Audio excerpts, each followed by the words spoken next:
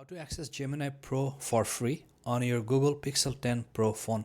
Hello everyone, this is Ahmed Dawn. Your Pixel 10 Pro phone comes with a free year of Gemini, and this is not going to be activated by yourself. You have to do it, and today in this video I'm going to show you how. So the first thing you're going to be doing is open Gemini app. So if you click on the Gemini app, and if you do not have it on your desktop, you can just go to the app drawer and just find it where it is. So when you open it, then you may or may not get a message like this that try Google AI Pro at no cost.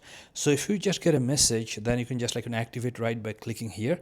And if you do not get a message, then all you have to do, you have to just click here, and here you're going to see that upgrade to Google AI Pro.